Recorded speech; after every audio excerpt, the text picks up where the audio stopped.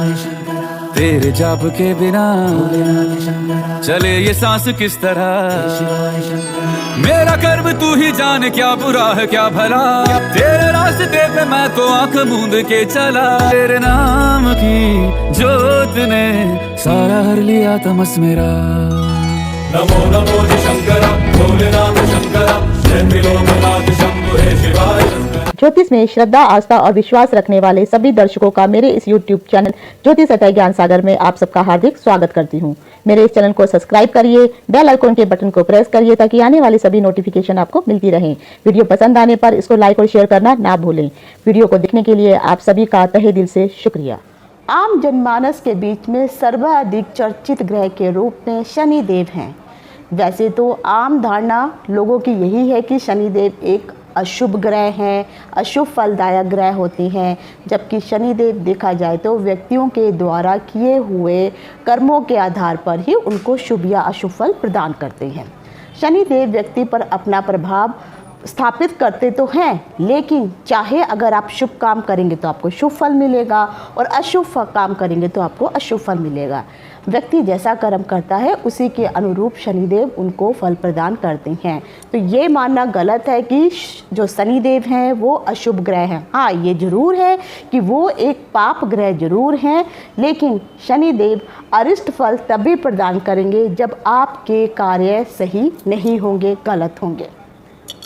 देखा जाए तो बहुत सारे लोग हैं, उनका कहना है, उनके मन में इस प्रकार के भय उत्पन्न होते हैं कि शनिदेव हमेशा अरिष्ट फल प्रदान करते हैं, कष्ट प्रदान करते हैं, और जिसके कारण जो है उनको बहुत सारी यातनाएं भी झेलनी पड़ती हैं। तो आप अपने कर्मों को सही रखिए तो शनिदेव आपको आपके कर्मों के अनुसार ही आपको फल प्रदान करेंगे। अशुभ फल प्रदान वो तभी करते हैं जब व्यक्ति के कर्म दूसरों के लिए गलत होते हैं, यानी दूसरों के साथ वो गलत व्यवहार करते हैं। देखा जाए तो सभी 9 ग्रह एक नियमित अंतराल के अनुसार ही अपना एक राशि से दूसरी राशि में परिवर्तन करते हैं। यानी अगर आप चंद्रमा को देखेंगे तो चंद्रमा 2.25 दिन में ही एक राशि से दूसरी राशि में परिवर्तन कर लेता है। उसी प्रकार अगर आप शनिदेव को देखेंगे तो शनिदेव एक राशि से दूसरी राशि में परिवर्तन करने के लिए जो है 2.5 साल का समय लगाते हैं, जिसमें कभी वो वक्री होते हैं, कभी वो मार्गी होते हैं, और इस प्रकार से उनका जो समय अंतराल है ऊपर नीचे होता रहता है। तो अमूमन अगर आप देखेंगे तो शनिदेव एक राशि में से को जो है दोबारा अगर 12 राशियों का चक्र वो पूर्ण करेंगे तो उसी राशि में उनको आने के लिए जो है 30 साल, अमूमन 30 साल का समय माना जाता है, लेकिन एक्चुअल में अगर देखा जाए तो 29 साल और कुछ महीने होते हैं। उसके अनुसार ही शनिदेव 12 साल बाद उस राशि में दोबारा आते हैं। देखा जाए तो शनि ग्रह जो है सबसे मंद गति से चलने वाले ग्रह हैं। इसके पीछे का कारण क्या था ऑलरेडी मैं अपने बहुत सारे वीडियो में आपको बता चुकी हूँ। शनि ग्रह जो 1 साल एक राशि से दूसरी राशि में जाने के लिए 2.5 साल का समय लगता है। ज्योतिष शास्त्र में देखा जाए तो शनि देव को न्याय का देवता माना गया है। कर्म प्रधान अनुसार ही फल प्रदान करने वाला देव माना गया है। मकर एवं कुंभ राशि के स्वामी जो ग्रह हैं वो शनिदेव है। याद रखिए मकर राशि जो है उनकी जल तत्व की राशि है, जिसमें वो अपना 25% का प्रभाव वहाँ पर रखती हैं, लेकिन जो उनकी कुंभ राशि है वो उनकी जो है वायु तत्व की राशि है और उसमें वो अपना 75% का प्रभाव रखते हैं। यानी उनके पास 2 घर हैं जिसमें एक 25% और एक 75% का स्वामित्व वहाँ पर उनको प्राप्त है। तो उनकी यानी प्रिय राशि अगर आप कहेंगे, वैसा तो देखा जाए तो उनकी जो है कुंभ राशि जो वायु तत्व की राशि है उसमें ही उनको अधिक स्वामित्व प्राप्त है। शनिदेव गोचर के अनुसार अगर आप देखेंगे तो अब पिछले साल जो थे मतलब वो उन्होंने अपनी मकर राशि में ही वो थे, अब मकर राशि से अपनी ही स्वयं स्वामित्व वाली जो उनकी दूसरी राशि है जो है कुंभ राशि, जिसमें वो 28 अप्रैल 2022 को उन्होंने अपना प्रवेश कर लिया है। हालांकि मैं वीडियो थोड़ा लेट बना रही हूँ क्योंकि शनि से संबंधित ऑलरेडी मैंने 2-3 वीडियो पहले बनाए हैं जिसमें मैंने आपको बताया था कि कौन सी राशि को शनि क्या फल देंगे। लेकिन आज के इस वीडियो में आपको बहुत रोचक जानकारी मिलने वाली है, तो इस वीडियो को पूरा देखें तब आपको समझ में आएगा। तो 28 अप्रैल 2022 को शनि ने जो है कुंभ राशि में प्रवेश किया था। उस दिन गुरुवार का दिन था और 6:20 में उन्होंने प्रवेश किया था। तो कुंभ राशि के घनिष्ठा नक्षत्र में शनि देव ने प्रवेश किया था। न्याय के देवता अगर आप देखेंगे तो शनि देव जो है न्यायाधीश जो है मेष राशि में हमेशा नीच के माने जाते हैं और जो है तुला राशि में शनि को उच्च की पदवी प्राप्त हुई है, यानी वो उच्च राशि के तुला राशि में माने जाते हैं। और मकर और कुंभ उनकी अपनी स्वयं ग्रह राशियां हैं, जहां पर वो मैंने आपको बताया 25 से 75% प्रभाव देने वाले होते हैं।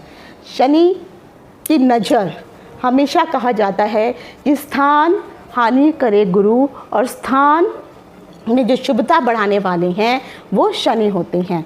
लेकिन जैसे गुरु की जो दृष्टि होती है वो शुभ मानी जाती है, लेकिन यहाँ पर जो शनि की दृष्टि होती है हमेशा क्रूर मानी जाती है। तो शनि की दृष्टि जिस भी राशि पे वो रहती हैं तो वो उनकी 5 राशियों पर नज़र रहती ही रहती है, जिसके कारण जो है जो 2 राशियां होती हैं उस पर वो ढैया का प्रभाव दे देते हैं, और जो 3 राशियां होती हैं उस पर वो 7.5 का प्रभाव डाल देते हैं। तो इस बार जो है अगर आप देखेंगे कि जो शनि जो अभी राशि अपना परिवर्तन कर रहे हैं उसमें ढैया और 7.5 कौन सी राशियों को आने वाली है। साथ ही साथ अगर आप ये सोच के बहुत खुश हो रहे हैं कि चलो हमारी तो ढैया ख़त्म हो गई, हमारी तो 7.5 ख़त्म हो गई, तो ये जो है कुछ दिनों का गुमान है, क्योंकि वो फिर से आपकी 7.5 और ढैया चालू होने वाली है। तो कब आपकी जिन लोगों की 7.5 और ढैया ख़त्म होने वाली हो चुकी है, फिर से दोबारा उनको 7.5 क्यों लगने वाली है, कब से दोबारा लगने वाली है, और कब उनकी जो है ये दोनों चीज़ें जो 7.5 है और जो ढैया है वो कब समाप्त होगी। और अगर आपके शनि का प्रभाव आपके ऊपर इतना ज़्यादा है कि आपको बहुत मुश्किलों का सामना करना पड़ रहा है, तो उसके लिए आपको क्या उपाय करने होंगे, उन सभी चीज़ों की जानकारी लेकर के मैं डिम्पल शांडिल्या ज्योतिष सतह ज्ञान सागर के माध्यम से अपने सभी नए और पुराने दर्शकों का हार्दिक स्वागत करती हूँ। नमस्कार। तो जैसे मैंने आपको कहा कि 28 अप्रैल के दिन जो था शनि ने अपनी राशि परिवर्तन किया था, जिसमें से जैसे मैंने कहा है कि वो अभी अपनी जो है कुंभ राशि में चले गए हैं। कुंभ राशि उनकी वायु तत्व की राशि है। कुंभ राशि को अगर आप ध्यान से देखेंगे तो सबसे पहले आपको ये पता होना चाहिए कि आखिर वायु का प्रभाव कहाँ तक है। तो शास्त्रों में भी एवं साइंस के अकॉर्डिंग भी अगर आप देखेंगे तो जो वायु का प्रभाव है कम से कम 30 से 1000 मीटर पर तक आपको वायु का प्रभाव दिखाई देगा, वो मिलेगा ही, चाहे उसमें विषैली वायु ही क्यों ना हो। तो वायु का प्रभाव जहाँ जहाँ तक रहेगा, एक स्त्री जो मटका लेके खड़ी है और मटके की तली में अगर आप देखेंगे तो बहुत छोटा थोड़ा सा, जिसे हम कह सकते हैं कि चुल्लू भर पानी उस मटके में है और बाकी सारा मटका वायु से ही भरा हुआ है। इसी और वो मटके को संस्कृत में कुंभ कहा जाता है, इसीलिए शनिदेव की राशि को कुंभ राशि का नाम दिया गया है। और क्योंकि मटका खाली है उसमें वायु है, इसीलिए उस राशि को वायु तत्व की राशि कहा जाता है। तो जैसे मैंने कहा कि जब उन्होंने 28 अप्रैल 2022 को शनि ने जब अपना राशि परिवर्तन किया तो इसमें से वो जो है 2.5 साल बाद जो था उन्होंने अपना राशि परिवर्तन किया, क्योंकि पहले वो अपनी ही मकर राशि में थे। इस तरह से जब अगर आप देखेंगे कि मैंने जैसे कहा है कि आपको कुछ राशियों को ढैया शुरू हो जाएगी, कुछ को 7.5 शुरू हो जाएगी, लेकिन अगर आप देखेंगे एक राशि को पूरा चक्र अगर वो करने का, जैसे मैंने आपको बताया है कि जिस प्रकार से शनिदेव लगभग 30 साल का समय लेते हैं, तो पिछले 2.5 वर्षों से वे अपनी ही राशि मकर में विराजमान थे। और इस वर्ष शनि ने जैसे 28 अप्रैल 2022 को करीब 30 साल बाद कुंभ राशि में दोबारा प्रवेश किया है। कुंभ राशि उनकी अपनी ही स्वयं राशि है, जिसमें मैंने कहा कि वो 75% का प्रभाव रखते हैं, स्वामित्व रखते हैं। शनिदेव की कुंभ राशि में जो प्रवेश हुआ था वो जिस दिन हुआ था उस दिन गुरुवार का दिन था और घनिष्ठा नक्षत्र था। तो घनिष्ठा नक्षत्र के अनुसार नक्षत्र सिद्धांत से आपको किस प्रकार का फल मिलेगा ये मैं अपने आने वाले वीडियो में बताऊंगी, वो आप ज़रूर देखिए, तब आपको पता चलेगा कि क्योंकि मैं जैसे हमेशा कहती हूँ कि नक्षत्रों पे ज़रूर ध्यान दीजिए। सूक्ष्म से सूक्ष्म विश्लेषण करने के लिए नक्षत्र का सिद्धांत अपनाना बहुत ज़रूरी है। तो अगर नक्षत्र के सिद्धांत से आपको शुभ फल मिल रहा है तो यकीन मानिए आपको डरने की ज़रूरत नहीं है, चाहे आपको ढैया लगी हो, चाहे आपको 7.5 लगी हो। अब मैं आपको बता रही हूँ कि आखिर जैसे मैंने यहाँ पे लिखा है कि कौन कौन से, क्योंकि शनि की इस बार की जो चाल है बहुत ही ऊपर नीचे होने वाली चाल है। वो बहुत टेढ़ी मेढ़ी, कभी वो आगे चलेंगे फिर वो वापस आएंगे, फिर वो आगे चलेंगे, तो यानी कभी वो वक्री होंगे तो कभी वो मार्गी होंगे। उसके पीछे जो है, अब वो मैं आपको यहाँ पे डेट्स के अकॉर्डिंग बताने वाली हूँ। ये जैसे मैंने कहा है कि 6:20 पर जो 28 अप्रैल को उन्होंने राशि परिवर्तन किया। 28 अप्रैल से 4 जून तक जो शनि है वो कुंभ राशि में रहेंगे और उस समय जो उनकी परिस्थिति होगी, चलने की जो स्थिति होगी वो मार्गी स्थिति रहने वाली है, यानी उसमें वो मार्गी रहेंगे, यानी वो कुंभ राशि अपनी धीमी धीमी चाल से चलेंगे और तब वो घनिष्ठा नक्षत्र में ही वो चलते रहेंगे। तो अभी जब वो वहाँ तक चलेंगे तो जब 4 जून होगा तो 4 जून से लेकर के 12 जुलाई तक की स्थिति में शनि यहाँ पर जो है अपनी इसी राशि में, कुंभ राशि में, फिर वो हो जाएंगे वक्री। तो जब 4 जून से 12 जुलाई से शनि देव वक्री हो जाएंगे तो वहाँ पे ये कुंभ राशि में ही वक्री होने वाले हैं। तो यानी पहले ये मार्गी सीधा चल रहे थे, अब ये वक्री होकर के वापस पीछे की तरफ, अर्थात ये वापस जो है मकर राशि की तरफ आना शुरू हो जाएंगे वक्री अवस्था में। अब जब वो यहाँ तक 4 जून से 12 जुलाई का समय जो है, अगर आप देखेंगे तो इस वक्त जो है शनि जो है, क्योंकि अभी जून का महीना मई चल रहा है, तो आज 27 मई है, तो मई अगले महीने जून आएगा, तो 4 जून तक जो है मार्गी अवस्था में रहेंगे और 4 जून के बाद जो है वो वक्री अवस्था में होने वाले हैं। उसके बाद जब दोबारा वो 4 जून से लेके 12 जुलाई तक वो वक्री अवस्था में ही रहेंगे और 13 जुलाई को फिर वो मकर राशि में दोबारा, जैसे मैंने कहा कि वापस आ रहे हैं ना, तो मकर राशि में चले जाएंगे। तो 13 जुलाई से लेकर के 17 जनवरी तक शनि देव जो है मकर राशि में वक्री अवस्था में हो जाएंगे, यानी किस में हो जाएंगे, वो मकर में, और मकर में ही वो वक्री अवस्था में चलने वाले हैं। तो इस प्रकार अगर आप देखेंगे तो जो शनि देव है कुंभ राशि में, शनि देव कुल मिलाकर के 76 दिन अर्थात 76 डेज़ के लिए गोचर दोबारा करेंगे, मार्गी अवस्था में रहेंगे और फिर उसके बाद वो 76 दिन, यानी आप कह सकते हैं 3-3.5 महीने तक के समय तक में वो कुंभ राशि में रहेंगे। उसके बाद वो दोबारा जो है मकर राशि में वापस आ जाएंगे, फिर मकर राशि में वो वक्री अवस्था में चलते रहेंगे। और इस प्रकार से जो शनि देव जो कुंभ राशि में प्रवेश करेंगे तो कुछ जातकों को शनि देव से तो छुटकारा मिल जाएगा, लेकिन वहीं पर कुछ राशियों को जो है 7.5 और ढैया का प्रभाव झेलना पड़ेगा।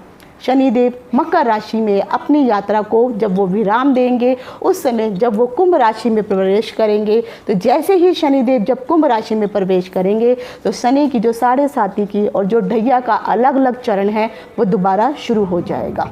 कुंभ राशि में 7.5 का सबसे पहले ध्यान रखिए, जो 7.5 में जब चरण आते हैं तो ये एक नहीं 7.5 में 3 प्रकार के चरण होते हैं, पहला चरण, दूसरा चरण और तीसरा चरण। और ये चरण ये 2.5, क्योंकि जो है 2.5 साल के अनुसार 7.5 का जो है टोटल बनता है। तो पहला चरण 2.5 साल का, दूसरा चरण 2.5 साल का और तीसरा चरण 2.5 साल का होता है। इस प्रकार से 7.5 साल का ये पूरा चरण चलता है।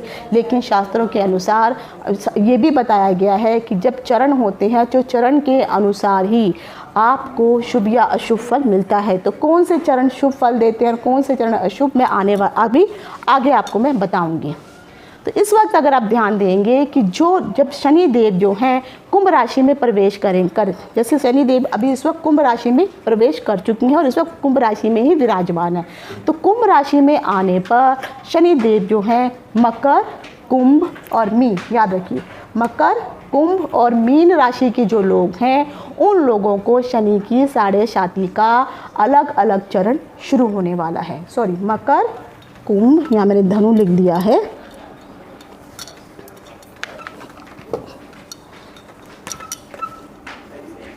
मीन। तो मकर, कुंभ और मीन पर जो है 7.5 का अलग अलग चरण शुरू होने वाला है। अब कैसे होगा, जो शनि का अलग अलग चरण शुरू होगा, जिसमें जब कुंभ राशि जब आपकी आती है तो कुंभ राशि वालों को यहाँ पे जब शनि जो है, याद रखिए, जब शनि जो है अपनी इसमें कुंभ राशि में रहेंगे, जब कुंभ राशि में शनि रहेंगे तो वहाँ पर मकर राशि वालों को जो है कुंभ राशि वालों को साढ़े साथी का दूसरा चरण शुरू हो जाएगा। और उसी प्रकार से जो मकर राशि वाले हैं उनके लिए साढ़े साथी का तीसरा चरण शुरू हो जाएगा, और जो मीन राशि वाले हैं उनके लिए साढ़े साथी का पहला चरण शुरू हो जाएगा। तो इस प्रकार से आपके ये चरण शुरू हो जाएंगे। तो जब तक ये रहेंगे कुंभ राशि में, तो कुंभ राशि में तो जैसे मैंने कहा है ये 12 जुलाई तक जो है वक्री अवस्था में रहने वाले हैं, वो कुंभ राशि में ही। तो जो मैंने अभी 3 राशियां बताई हैं मकर, मीन, कुंभ, आप लोगों को साढ़े साथी का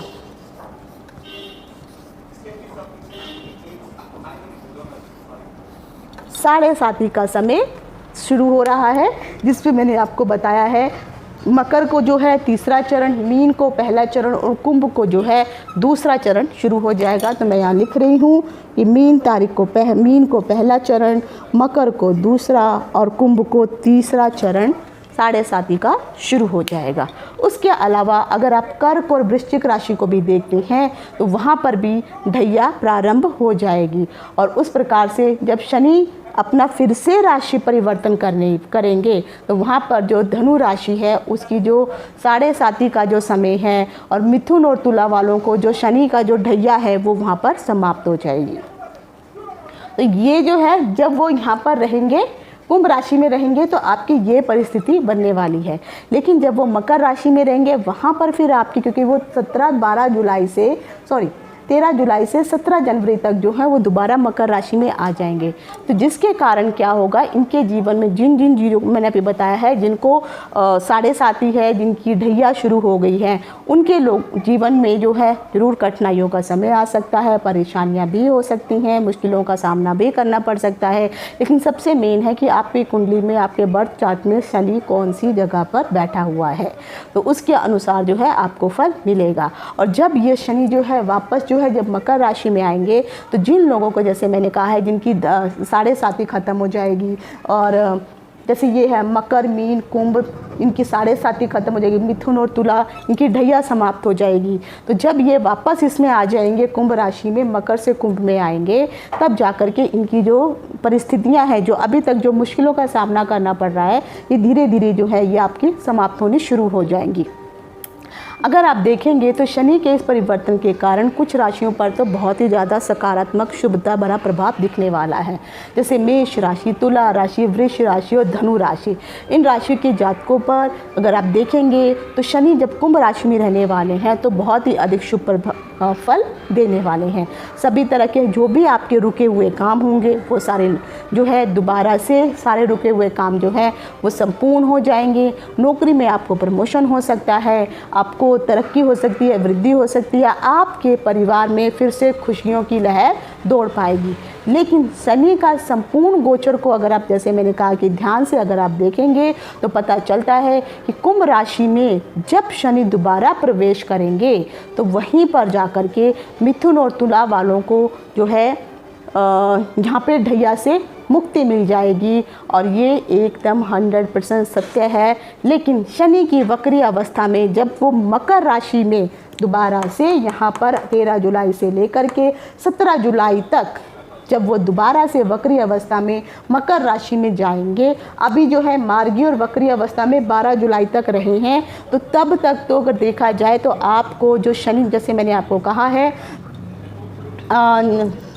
मकर राशि, मीन राशि, कुंभ राशि और मिथुन राशि और तुला राशि, इन लोगों को जो है ढैया से भी मुक्ति मिली हुई है इस वक्त, और साथ ही साथ साढ़े साथी से भी आप लोगों को मुक्ति मिली हुई है। लेकिन 12 जुलाई को लेकर के बाद जो है 13 जुलाई से लेकर 17 जनवरी तक के बाद जो है जब शनि मकर राशि में दोबारा आ जाएंगे, उस समय दोबारा से गोचर करने पर इन दोनों राशियों पर एक बार फिर से शनि की ढैया की चपेट आ जाएगी। शनि 12 जुलाई से लेकर के 17 जुलाई 2023 तक मकर राशि में फिर से गोचर करेंगे, और इस तरह से देखा जाए तो मिथुन और तुला राशि के जातकों को फिर से ढैया का सामना करना पड़ेगा। तो यहाँ पे आपकी ढैया फिर से शुरू हो जाएगी। लेकिन जब आपकी ढैया शुरू होगी वो 13 जुलाई के बाद आपको जो है शुरू होगी। लेकिन 13 जुलाई 2022 से लेके 17 जनवरी 2023 तक जो है आपको ढैया का फिर से सामना करना पड़ेगा, जिसके कारण अगर आप देखेंगे तो वर्तमान में इस वक्त जो है कुंभ राशि में शनि विराजमान है। तो मकर, धनु, कुंभ राशि वालों पर शनि की 7.5 चल रही है, जिसके कारण धनु राशि वालों पर शनि की 7.5 जो मुक्ति मिलने वाली है वो आपको मिलेगी 28 अप्रैल को जो है आपको उनसे मुक्ति मिल जाएगी। क्यों? क्योंकि वो वहाँ पर मकर राशि से कुंभ राशि में आ जाएंगे। तो इस वक्त अगर आप देखेंगे क्योंकि 28 अप्रैल को वो आ चुके हैं, तो आप लोगों को जो मैंने अभी राशियाँ बताई हैं मकर, धनु, कुंभ, इन राशि वालों को 7.5 से इस वक्त मुक्ति मिली हुई है। तो अभी आपको खुश रहने का समय है कि शनिदेव यहाँ पे बुरा फल नहीं देने वाले हैं। लेकिन जैसे मैंने कहा कि मीन राशि वालों को जो है फिर से 7.5 की चपेट वापस लग जाएगी। इसके अलावा कुंभ राशि पर 7.5 का जो प्रभाव चलने वाला है वो दूसरा चरण शुरू हो जाएगा और मकर राशि वालों पर 7.5 का आखिरी चरण चलेगा। अब जैसे मैंने कहा था कि 7.5 जो है 3 प्रकार से काम करती है, 3 प्रकार के उसके चरण होते हैं। जो 7.5 के जो 3 चरण होते हैं, जिसमें से जो सबसे पहला जो चरण होता है वो नॉर्मल माना जाता है, जिसमें इतना अधिक जो है बुरा प्रभाव शनि नहीं देती हैं। लेकिन जब 7.5 का दूसरा चरण आता है तो उस समय शनिदेव जो है बहुत ही कष्टकारी समय रहता है। यानी अगला जब 2.5 साल का समय आएगा, पहले 2.5 साल ढैया ख़त्म होने के बाद जब दूसरा 7.5 का चरण शुरू होगा, तब आप लोगों को लिए बहुत ही मुश्किल वाला समय रहता है। बशर्ते अगर आपकी कुंडली में शनि अच्छी जगह पर बैठा है, शुभ राशि में, मतलब जो उसकी मित्र राशि है और जो उसके अच्छे भाव है वहाँ बैठा हुआ है, तो यही 7.5 का समय जो दूसरा चरण होगा आपके लिए बल्ले बल्ले वाला भी हो सकता है, लेकिन कुंडली के अकॉर्डिंग। हालांकि दूसरा चरण जो है बहुत ही अधिक कष्टदायी माना जाता है। 28 अप्रैल 2022 से ये चरण कुंभ राशि वालों पर लगने वाला है। तो जो लोग कुंभ राशि के हैं उन लोगों को दूसरा चरण जो है शुरू हो जाएगा। और फिर यहाँ पर जो है देखा जाए तो 28 अप्रैल से लेकर के 12 जुलाई यानी कुल मिलाकर के 141 दिन तक यहाँ पर शनि जो है वक्री अवस्था में रहने वाले हैं। और इनकी जो अवधि रहने वाली 4 जून से लेकर के 12 जुलाई तक जो है, तो यहाँ पर जो कुल मिलाकर 4 जून से लेकर के अक्टूबर तक जो है 4 जून से लेकर के 23 अक्टूबर तक यहाँ पर जो है शनि वक्री रहने वाले हैं। तो कुल मिलाकर अगर आप देखेंगे तो 141 दिन जो है शनि यहाँ पर वक्री रहेंगे। और 12 जुलाई से अगर आप देखेंगे यानी 13 जुलाई से अगर आप देख सकते हैं तो 13 जुलाई के बाद शनि फिर से वक्री अवस्था में आ जाएंगे, जो मैंने आपको बताया है। और फिर ये मकर राशि में जो है वहाँ पर वक्री अवस्था में चलने लग पड़ेंगे। और फिर 12 जुलाई से मकर राशि में गोचर करने के बाद जो है 17 जनवरी 2023 तक वो इसी राशि में रहने वाले हैं। और फिर 18 जनवरी के बाद ये दोबारा राशि का परिवर्तन कर करके मकर राशि को छोड़ करके फिर से ये अपनी ही कुंभ राशि के घनिष्ठा नक्षत्र में वापस प्रवेश कर लेंगे। तो यानी जो लोग ये सोच रहे हैं, अभी जैसे मैंने कहा है 4 जून तक मार्गी है, उसके बाद जुलाई तक वक्री है, और उसके बाद जब वो मकर राशि में यहाँ पे पहुँच जाएंगे तो जिन लोगों की 7.5 और ढैया इस वक्त ख़त्म हो चुकी है, 13 जुलाई के बाद फिर से उन्हीं लोगों की 7.5 और ढैया चालू हो जाएगी। और ये अगले साल 17 जनवरी 2023 तक रहने वाली है। तो इस अवधि में जो भी परिवर्तन हो रहा है उसमें जो भी राशियाँ जब वो कुंभ में रहेंगे तो इन राशियों पर जो है 7.5 का और ढैया का प्रभाव रहने वाला है। और जब वो मकर में आ जाएंगे तो उन लोगों के ऊपर जिनकी बाकी राशियों के ऊपर जिनके ऊपर प्रभाव मकर का 7.5 का समाप्त हो चुका है, तो वो उनके ऊपर दोबारा 7.5 का प्रभाव हो जाएगा। तो इस साल अगर आप देखेंगे कि जैसे तो मैंने कहा है कि पूरे 2.5 साल तक जो है शनि जो है एक राशि से दूसरी राशि में परिवर्तन करती हैं 2.5 साल के उपरांत। लेकिन क्योंकि वक्री और मार्गी अवस्था होने के कारण अगर आप 13 जुलाई से लेकर के 17 जनवरी तक का समय देखें तो जुलाई, अगस्त, सितंबर, अक्टूबर, नवंबर, दिसंबर, तो कुल मिलाकर के 6 महीने का जो समय है वो फिर से वापस वो अपनी जल तत्व की राशि मकर में ही प्रवेश करने वाले हैं। तो यहाँ पर प्रवेश करने के कारण जो है वापस यहाँ पर आएंगे तो जो 2.5 महीने का जो समय आप कह सकते हैं, तो कुंभ राशि में मात्र वो 2 साल तक ही रहने वाले हैं। तो पूरा जो 2.5 साल का परिवर्तन है वो उनका नहीं होगा। तो केवल 2 साल तक ही वो अपनी कुंभ राशि में, जिसमें वो 75% का प्रभाव रखते हैं, वायु तत्व की राशि में वो रहेंगे। तो आशा करती कि जो भी मैंने जानकारी अब आपको दी है आपको पसंद आई होगी। अब आता है कि जैसे अगर आपको लगता है कि आपको शनिदेव, राहु, केतु, शनि, मंगल, ये सब जो है क्रूर ग्रहों में गिने जाते हैं, पाप ग्रहों में भी गिने जाते हैं।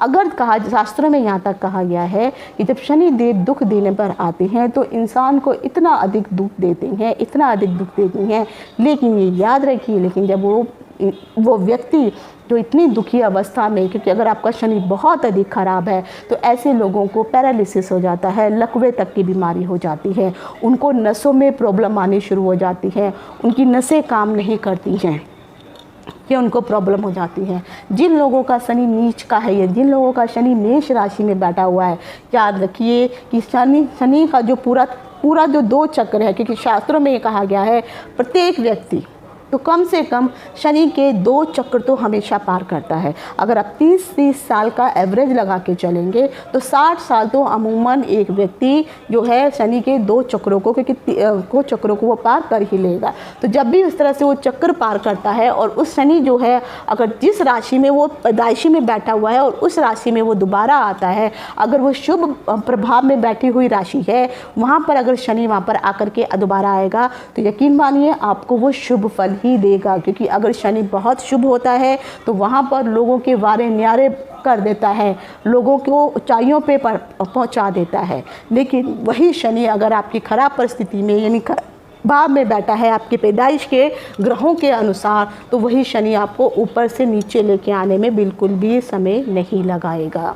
जितना समय आपको ऊपर से नीचे से ऊपर जाने में लगेगा, उससे कुछ ही समय में आप ऊपर से नीचे आ जाएंगे। तो जब भी आप स्टेप बाय स्टेप ऊपर चढ़ते हैं तो याद रखिए नीचे का समय भी हमेशा याद रखना चाहिए।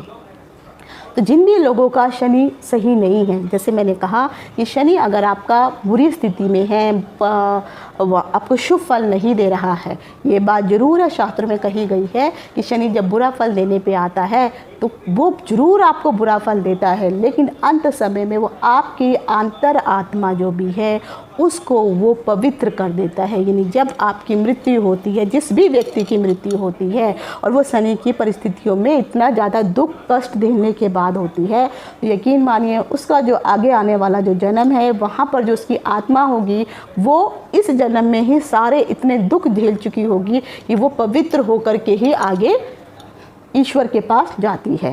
तो लेकिन राहु केतु अगर आपके खराब होते हैं, तो राहु केतु अगर आपको दुख देने पे आ जाते हैं तो शनि से ज़्यादा क्रूर दुख जो है राहु केतु देती हैं। लेकिन यहाँ पर राहु केतु आपको दुख तो देंगे ही देंगे, साथ में वह आपकी आत्मा में कोई पवित्रता नहीं लेके आएंगे। तो इसीलिए शनि अगर आपको दुख देते भी हैं तो यकीन मानिए कहीं ना कहीं वो आपकी अंतरात्मा को, क्योंकि आपके पिछले जन्म के कर्मों का जो दुख है आपको इस जन्म में ही यहाँ पे ही भुगतना है, और उसी को भुगतते हुए जो है आप अगले जन्म को जो है संवारने लगेंगे।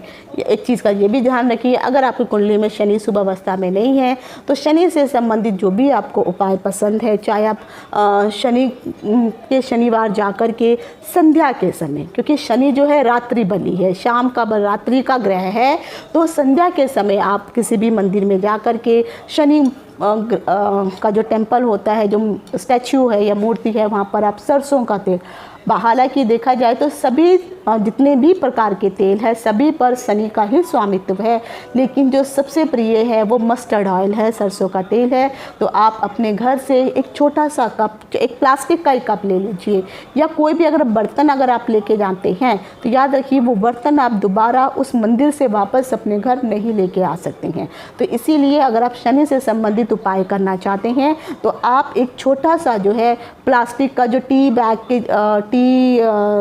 के के जो प्लास्टिक के कप मिलते हैं या फिर पेपर बैग के जो छोटे प्लास्टिक के कप मिलते हैं, उसमें है इतना तेल डालिए ताकि आप अपना मुख उस तेल में अपना परछाई देख सके, और तेल में अपनी परछाई को देखते हुए आपको शनि से संबंधित जो भी मंत्र याद हैं, जैसे ओम सा शनिचराय नमः, ओम प्राम प्री प्रो सा शनिचराय नमः, या रवि पुत्र सूर्य भास्कर, इस प्रकार से शनि का जो मंत्र है नीलांजनाएं, तो ये वाला मंत्र भी आप कर सकते हैं। जो भी शनि का मंत्र आपको पता है तो अपने मुख को उस ऑयल में देखिए, उस सरसों के तेल में देखिए, और फिर देख करके जो है आप उस मंत्र को उच्चारण करते रहिए। और जब शनि देव के ऊपर जब आप वो तेल चढ़ाते हैं तो उसी मंत्र का उच्चारण करते हुए वो तेल उनके ऊपर अर्पित कीजिए, और वो तेल का जो भी आप जिस भी बर्तन में, चाहे वो पेपर का है या प्लास्टिक का है, उसको आपको मंदिर में ही छोड़ देना है। आप चाहे तो काले तिलों का प्रयोग, काली उड़द की दाल, काले रंग का कपड़ा, या लोहे से संबंधित जो भी चीज़ें हैं, वो लोहे से जब सिक्का है वो भी लोहे का ही होता है, तो वहाँ पे 1 या 2 रुपये आप सिक्के भी वहाँ पे चढ़ा सकते हैं।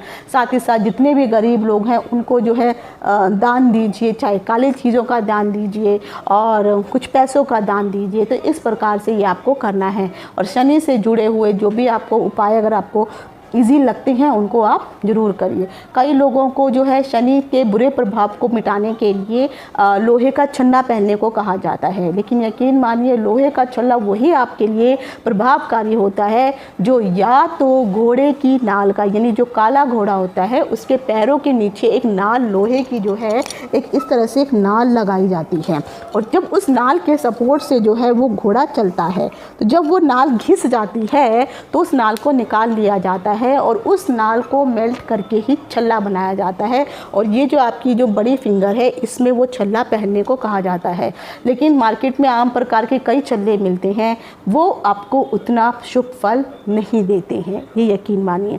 या तो फिर अगर पानी की जो नाव होती है, कई जगह आपने देखा होगा कि मछुआरों की नाव वगैरह होती है, तो वहाँ पर जो पानी की नाव में जो कीलें लगाई जाती हैं, जब वो कीलें काफ़ी गल जाती हैं, जंग लग जाता है, तो उन कीलों को निकाल करके नई कीलें वहाँ लगाई जाती हैं।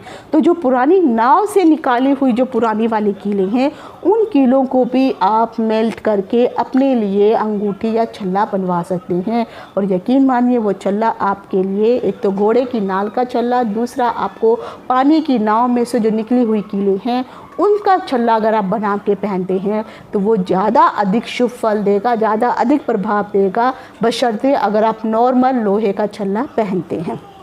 और हो सके तो हर रोज़ जब भी आपको संध्या का समय में पूजन हो या सुबह के समय में अगर आप पूजन जब भी करते हैं, तो जो भी ग्रह आपके ख़राब हैं उन ग्रहों से जुड़े हुए जो भी मंत्र हैं, चाहे वो गायत्री मंत्र है उनके, चाहे वो तांत्रिक मंत्र है, चाहे वो वैदिक मंत्र है, जो भी आपको पसंद है उनको आप ज़रूर उन मंत्रों को पढ़िए।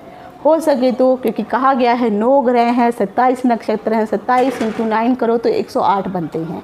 तो 108 बार, चाहे मंत्र बड़ा है या छोटा है, तो कम से कम 27 और मैक्सिमम 108 बार तो आपको उस मंत्र का जाप अवश्य ही करना चाहिए। इस तरह से अगर प्रतिदिन आप करेंगे तो यकीन मानिए जो भी आपका ग्रह है, चाहे वो शनि हो, राहु हो, केतु हो, आपको अवश्य शुभ फल प्रदान करेंगे। तो आशा करती हूँ कि जो भी मैंने आज आपको जानकारी दी है आपको पसंद आई होगी। आज यहीं तक, इति शुभम, नमस्कार।